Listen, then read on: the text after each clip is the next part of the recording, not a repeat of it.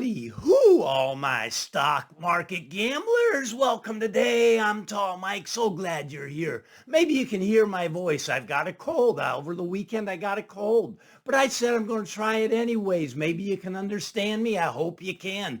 I'm not feeling too bad, but I lost my voice yesterday. I couldn't have done this yesterday. Going to give it a try today. So what do we got in the stock market going on? Well, they're pushing it up higher, pushing it up higher. They're going to push it up into the end of the year. We only got 2 weeks left, right? And these 2 weeks are very low volume, right? So they can push it around either up or down direction. Probably not a whole lot's going to happen, but maybe they try to push it into that high, right? Okay, so we are extremely overbought situation in the stock market, but there's nothing telling us that it's going to come down yet. Wait for it to drop at least below the 10-day moving average, and that'll probably be where the market makes a turn and starts to go lower. But right now, it's still well above that. They're pushing the market up higher. They're extremely overbought. This is the final push into the end of the year. We'll see how that plays out. All right, let's get over to the real estate market.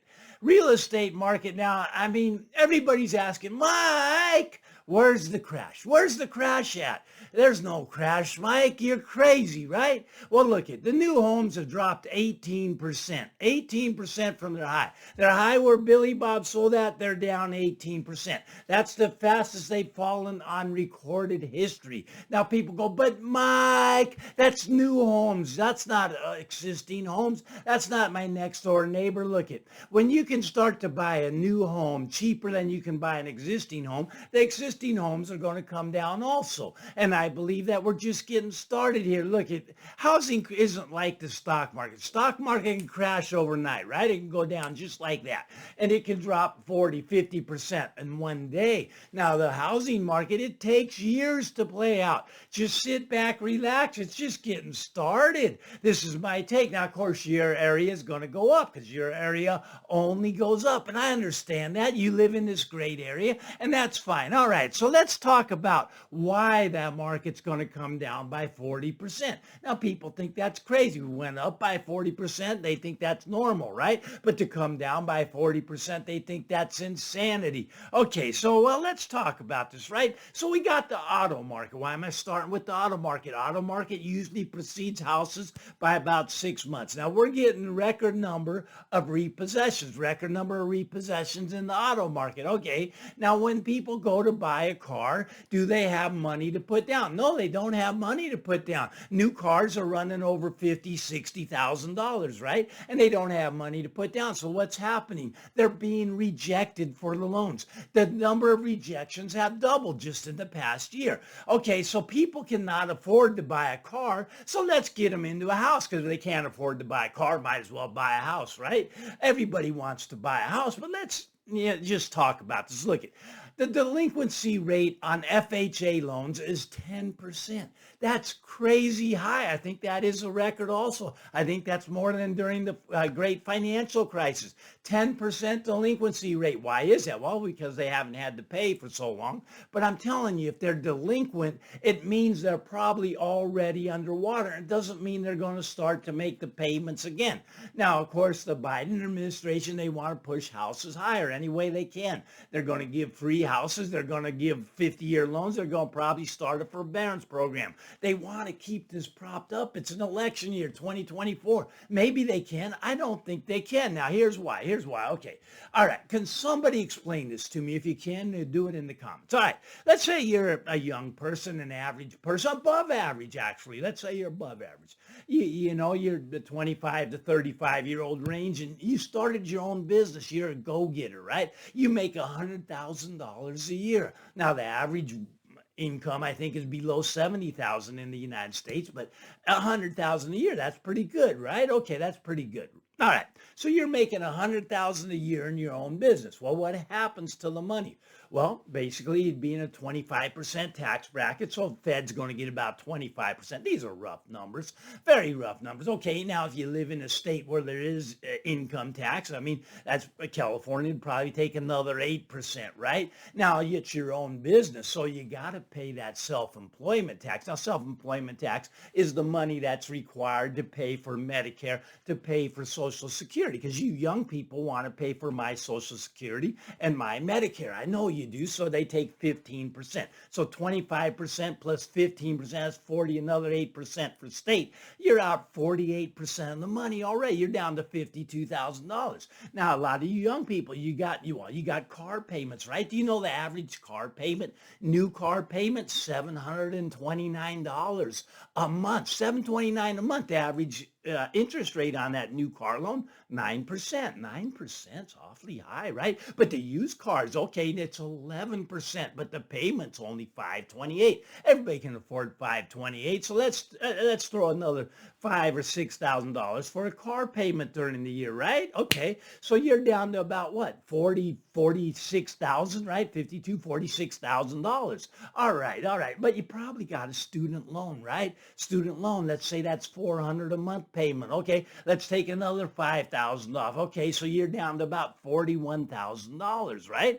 $41,000. Now let's say you want to buy a house and you've got 41,000 left over because you're above average. You're making 100,000 a year, but you got $41,000 is all you got left over after those expenses. So you want to go out and buy a house. Now, let's say you have no money down. You got 1%. You could go to Rocket Mortgage, all right? Or what's the one? Zillow. Zillow will give you a 1% loan, I think. Okay, there's 1% loans out there. So you saved up 1%, right? And you're going to buy that above average house because you're above average person. You're going to buy a $500,000 house.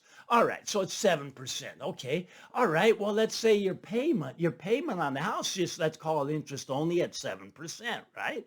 All right, that's $35,000. $35,000. Well, only have 41. Well, that leaves you with $6,000, right? 6,000. Well, let me think. You got to eat. No, let's throw food out. You don't have to eat. You got to put gas in the car. No, you just make the payment. You don't put gas in the car. All right. Well, you got to pay property tax. Oh, I forgot about property tax. Property tax is going to run you about $6,000. You're out of money. Well, how does it work? Somebody explain to me how it works. You see, it's just simple math. The numbers don't work. And this is an above average person, right? He's got his own business making 100 grand a year. And the numbers just flat out do not work. Why? Because the rates have shot up. The mortgage rates have tripled. House prices have gone up 40%. And that's why you're going to see the reversion back down. You're going to see it revert back down by about 40%. 40%. I mean, I don't think that's unreasonable. Okay, but Mike, that's impossible in my area. There's no homes for sale. And that's what they're saying. Wall Street Journal came out, said home buyers are ready to buy. They're ready to jump in. They don't mind 7% interest rates. They don't mind these record high prices, but nobody will sell them a house. Now, I find that amusing because I'm a real estate broker and I got lots of houses for sale. You can just click on Zillow in your area and you'll find a house that's available for sale, right? I mean, just click on it. Click your zip code and click houses for sale. They all come up. You see, there's no shortage of houses. There's shortage of affordability because rates are up here at 7%. Houses went up by 40%. Something's got to give, right? Now, maybe your income's going to double. Maybe that business guy, maybe he starts making $250,000 a year instead of just $100,000 a year. Maybe it happens that quickly. And that'd be great, but it'd have to be everybody's income in the United States would basically have to double. I just don't see it going that way, but that's what a lot of people say. Now, you see, the people think that, well, but Mike, the rates will come down. The Fed's already starting to pivot. Everybody's expecting, I think they're expecting 5 or 6 rate cuts next year. I don't see it that way. And if they do, I see that inflation number just taking off like you've never seen. Like a bat out of hell, that's called. Inflation would just skyrocket. You get 6 rate cuts next year. But that's my take, right? Okay, everybody else goes, but Mike, inflation's coming down. We're going to have deflation. Good luck with that. I don't think that's going to happen. They're going to print the money. We printed this money. We got that hockey stick we talked about last time. That debt, went like that. Now it's just exploding higher. 34 trillion, 200 trillion in unfunded liabilities, and that's just going to be compounding on top of each other. But you see, the mortgage rate, if it comes down, you see, the mortgage rate is not in a bubble. That's right, 7%, that's reasonable, right? That's not unheard of, but what's in a bubble is this house price. This house price is not reasonable. It's got to come down, right? I mean, the numbers just don't work. And if you got a way to make those numbers work, I'd like you to explain that to me. But what we got right now is a problem in our country. The problem is that we're going to continue to print money. Now, once again, I'd like someone to explain this to me. Obviously, I'm not smart enough. I get that, and I don't claim to be smart enough. But how are we spending $4 trillion extra a year than the amount of money we bring in? Every quarter, every 3 months, we're adding $1 trillion. That's the pace we're at right now. $1 trillion to our debt every 3 months.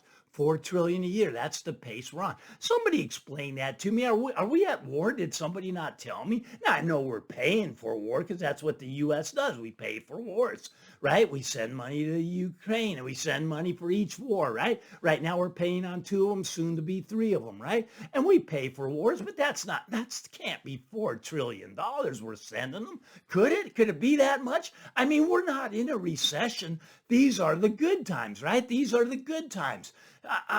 How are we spending $4 trillion a year more than we bring in during these good times? You know, when a recession hits, what if we do actually go to war? How much are we going to be spending then? What, 8, 10 trillion a year more? It's very possible. This is going to explode like that hockey stick. I mean, the moon boys, they got to love this stuff. The debt's going to explode higher. It's going to the moon. I mean, it is a hockey stick right now, and it's getting worse because it has to get worse. If they stop printing the money, what happens? Everything crashes. Now, okay, now they do have a choice of doing that. That would be the prudent thing to do, the fiscally responsible thing to do, but they're not going to do that. Me and you know that because we come here and we talk with each other, right? And we know that they're going to print the money. You see, now if they did do the right thing and started, financial responsibility, everything would come crashing down, and all their rich friends would lose a lot of money. Stock market would be way down. Houses would be way down.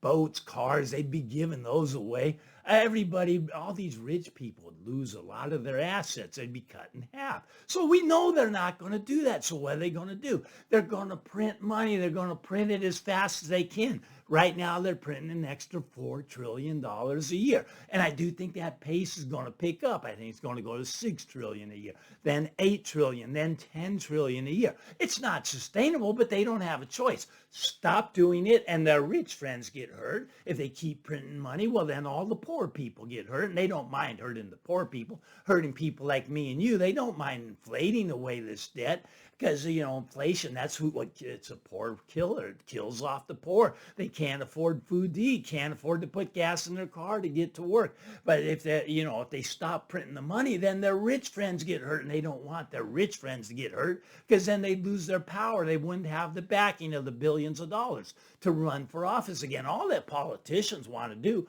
is stay in power. They could care less about you and me. They don't care about us. So the way they're going to stay in power is to continue to print money. They might even offer us something. They might offer us another stimulus check. I wouldn't be surprised to see that coming out next year right around election time. Hey, let's send everybody $1,000, get them to vote for us, right? And once that happens, that money flows into the hands of the wealthy, flows into Jeff Bezos' hands. When you buy stuff on Amazon, flows into Warren Buffett's hand. When you go to See's Candy, one of his companies, and spend the money, it flows into the rich people's hands when they give everybody $1,000. But who gets to pay for that? Because that's just printing of money. So who gets to pay for that? Well, all of us do. The poor people, right? The people that average common folk. The person that doesn't, have all the assets to protect themselves against the inflation. So that inflation is going to be a problem. It's going to be a big problem for the poor people, but they're going to buy the votes by printing the money. They're going to continue to print the money, and we have a debt bubble. We're going to have a sovereign financial crisis. I think the banks are all in so much trouble. People tell me the banks are exploding. Just look at the stock market, Mike. Look at their stocks. Banks are going up. Look at the home builders. Record highs. Stocks, financials, banks, record highs, record highs, record highs. Everything's great, right? I don't see it that way. I think 2024 is going to be a very interesting year. Anyways, sorry about my voice today. I should have it back on Wednesday when you punch that subscribe button so I can talk to you. Give me a thumbs up first because, I did this with the cold just for you. I didn't want to miss out. We had some things to talk about. Give me the thumbs up. Why not? Get out there, everybody. Have a great day, and we'll talk again real soon. Bye-bye now.